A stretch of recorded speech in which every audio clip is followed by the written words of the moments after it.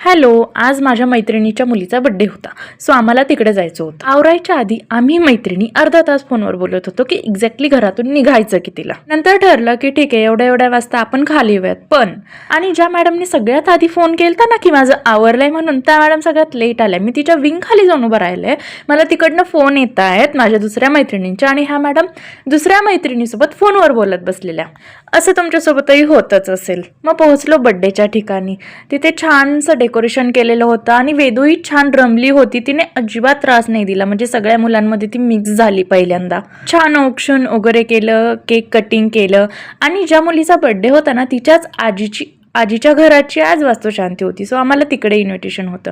मग इकडचा birthday celebrate केला आणि तिकडे पोहोचलो. तिकडे गेल्यानंतर वेदूला हा टेडी भेटला आणि ती मस्त त्याच्यासोबत खेळू लागली. ती शांत खेळत होती म्हणून मलाही जरा बरं वाटत होतं की चलो आज तिने त्रास नाही दिला. त्यानंतर मग गिफ्ट्स वगैरे दिलं, जेवण केलं, घरी आलो. घरी आल्यानंतर मी एवढी थकली होते ना, मला असं वाटत होतं आत्ता झोपावा. पण आमच्या मॅडमची एनर्जी अजूनही इतकी होती, तिच्यामध्ये एनर्जी, ती अजूनही खेळत होती. हे उचक ते उचक तिचं सुरूच होतं. चलो, थँक्स फॉर वॉचिंग, बाय.